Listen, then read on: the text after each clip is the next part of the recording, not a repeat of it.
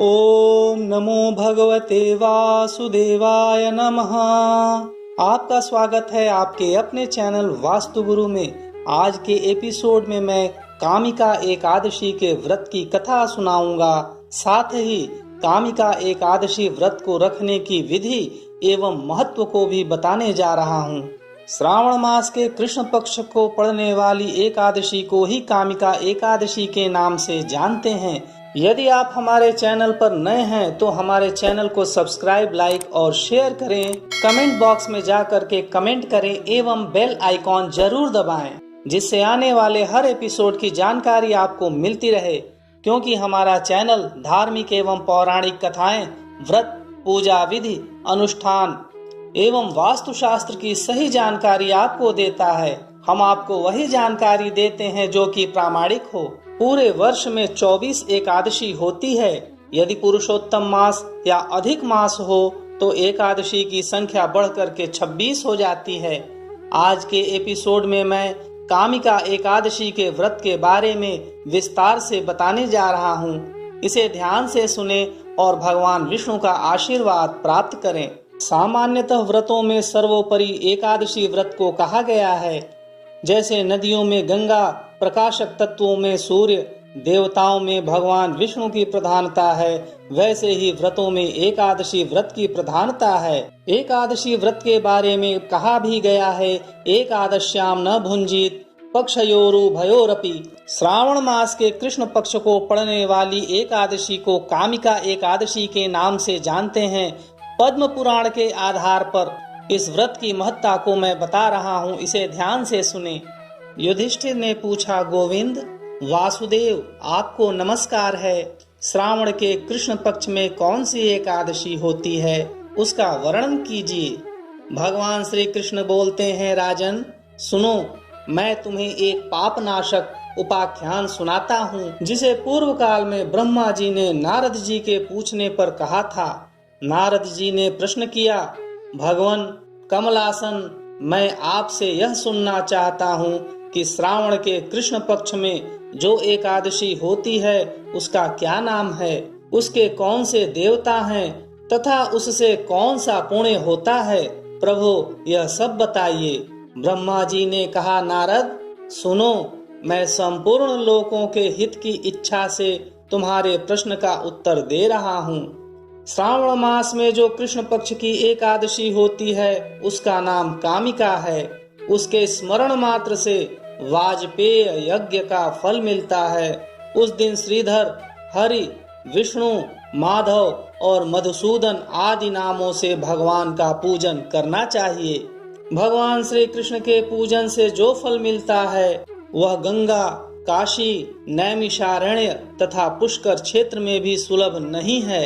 सिंह राशि के बृहस्पति होने पर तथा व्यतिपात और दंड योग में गोदावरी स्नान से जिस फल की प्राप्ति होती है वही फल भगवान श्री कृष्ण के पूजन से भी मिलता है।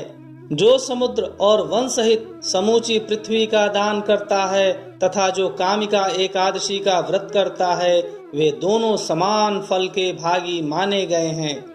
जो ब्याई हुई गाय को अन्यान्य सामग्रियों सहित दान करता है, उस मनुष्य को जिस फल की प्राप्ति होती है वही कामिका का व्रत करने वाले को मिलता है।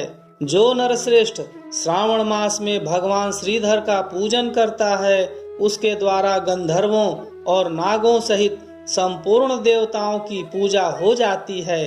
अतः पाप भीरु मनुष्यों को यथाशक्ति पूरा प्रयत्न करके कामिका के दिन श्री हरि का पूजन करना चाहिए। जो पाप रूपी पंख से भरे हुए संसार समुद्र में डूब रहे हैं, उनका उद्धार करने के लिए कामिका का व्रत सबसे उत्तम है। आध्यात्म विद्या परायण पुरुषों को जिस फल की प्राप्ति होती है उससे बहुत अधिक फल कामिका व्रत का सेवन करने वाले को मिलता है। कामिका का व्रत करने वाला मनुष्य रात्रि में जागरण करके न तो कभी भयंकर यमराज का दर्शन करता है और न कभी दुर्गति में ही पड़ता है। लाल मणि, मोती, वैदुर्य और मूंगे आदि से पूजित होकर भी भगवान विष्णु वैसे संतुष्ट नहीं होते जैसे तुलसी दल से पूजित होने पर होते हैं। जिसने तुलसी की मंजरियों से श्री केशव का पूजन कर लिया है, उसके जन्म भर का पाप निश्चय ही नष्ट हो जाता है। जो दर्शन करने पर सारे पाप समुदाय का नाश कर देती है, स्पर्श करने पर शरीर को पवित्र बनाती है, प्रणाम करने पर रोगों का निवारण करती है, जल से सींचने पर यमराज को भी भय पहुंचाती है, आरोपित करने पर भगवान श्री कृष्ण के समीप ले जाती है और भगवान के चरणों में चढ़ाने पर मोक्ष रूपी फल प्रदान करती है, उस तुलसी देवी को नमस्कार है। या दृष्टा निखिलाघ संघ शमनी स्पृष्टा वपुष्पावनी रोगाणामभिवंदिता निरसनी सिक्तांतक त्रासिनी प्रत्यासक्ति विधायिनी भगवतः कृष्णस्य संरोपितान्यस्ता तच्चरणे विमुक्ति फलदा तस्यै तुलस्यै नमः। जो मनुष्य एकादशी को दिन रात दीप दान करता है, उसके पुण्य की संख्या चित्रगुप्त भी नहीं जानते। एकादशी के दिन भगवान श्री कृष्ण के सम्मुख जिसका दीपक जलता है, उसके पितर स्वर्गलोक में स्थित होकर अमृत पान से तृप्त होते हैं। घी अथवा तिल के तेल से भगवान के सामने दीपक जलाकर मनुष्य देह त्याग के पश्चात करोड़ों दीपकों से पूजित हो स्वर्गलोक में जाता है। भगवान श्री कृष्ण कहते हैं, युधिष्ठिर, यह तुम्हारे सामने मैंने कामिका एकादशी की महिमा का वर्णन किया है।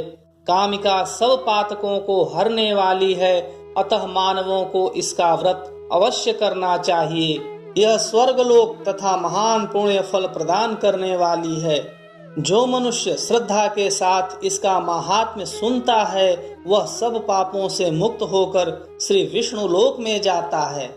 भक्तों, यह थी पद्म पुराण में वर्णित कामिका एकादशी के महात्म्य का वर्णन विधि एवं कथा। इसका रसपान करके आपने श्री विष्णु का आशीर्वाद प्राप्त किया, आप धन्य हैं। ऐसी ही प्रामाणिक धार्मिक कथाओं को सुनने के लिए हमारे चैनल को अवश्य सब्सक्राइब कीजिए।